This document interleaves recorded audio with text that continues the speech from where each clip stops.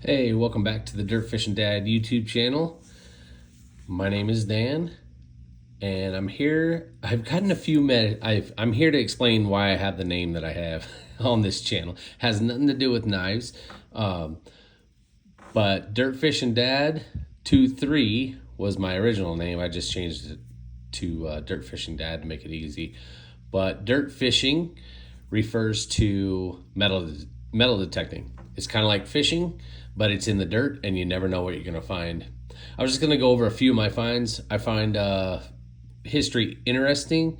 I didn't so much in high school, but as I grew up, I appreciated the old things and, finding things that had history behind them.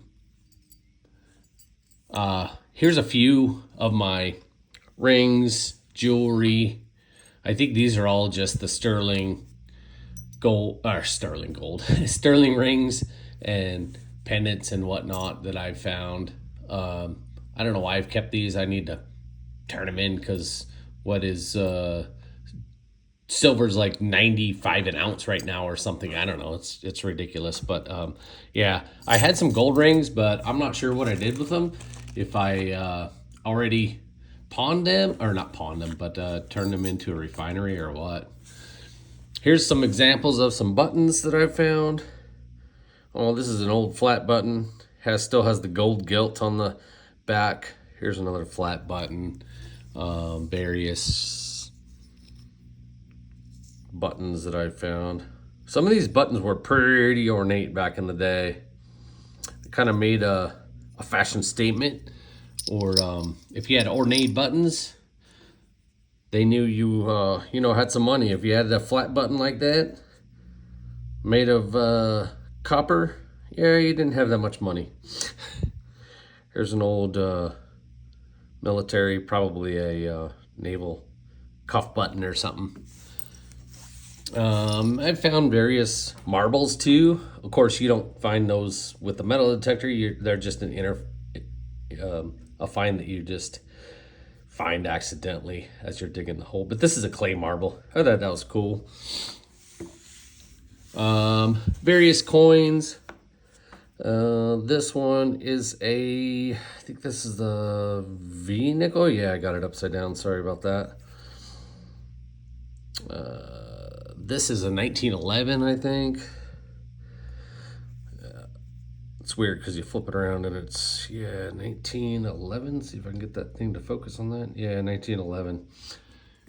These are all nickels, I think. This one is called a shield nickel because you see that shield on the back. This one is, I think, 1867. Let's see if it'll focus on that. Probably not. I'll flash a picture up on the screen of it, but it's pretty cool. Nickel design because it has the 5 on there, of course, and then it has the stars around the 5. And there's variations to that. I think there's stars with rays on it coming out from it. And here's an old buffalo nickel, which I've got boxes of these old coins. They're just dug. So I can't remember what year this one was. 1919 buffalo nickel, but it has the Native American on the front, and then on the back, of course, it has the buffalo. I'm not sure if you could make that out, but it's standing on kind of a little piece of ground there. Anyway, and Indian head pennies.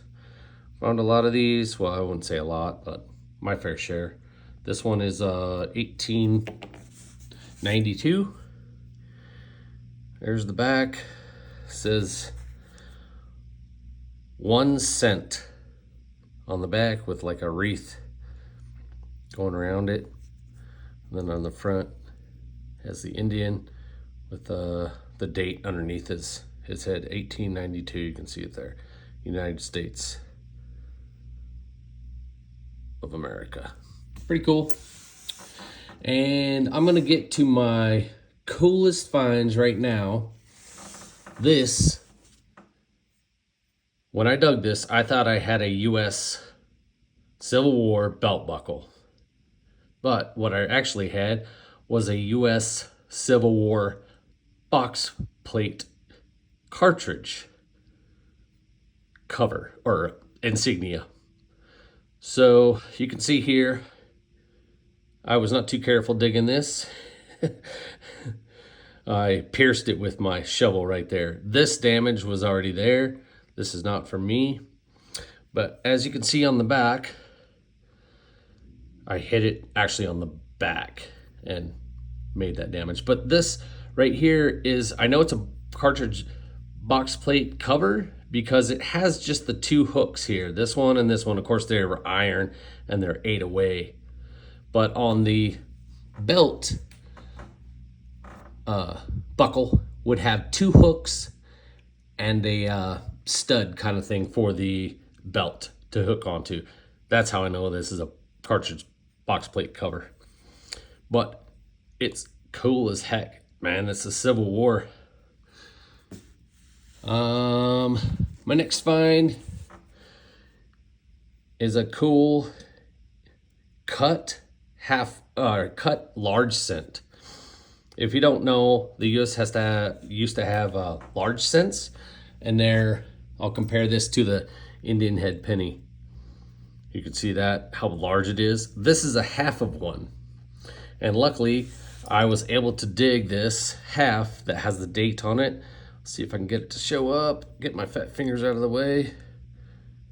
Anyway, you'll have to trust me. Oh, they're coming through a little bit on the bottom right there. It's 1830.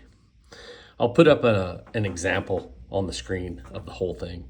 But it was a very cool coin. It had it was very large copper. These large cents were discontinued, I think, in like the mid 1850s. But it said 1 cent in the middle, United States of America around the end, and like a wreath, kind of like the Indian head penny did. I'll try and flash up a picture of a real one. And this is what I consider my best find. It's not probably the most valuable, but it's got so much history. This is I dug most of these things in near Cincinnati, Ohio, when I used to live near there. This is a Shillitos, Shillitos postage stamp token. And this is from an old, I think this became Macy's, Shillitos in Cincinnati.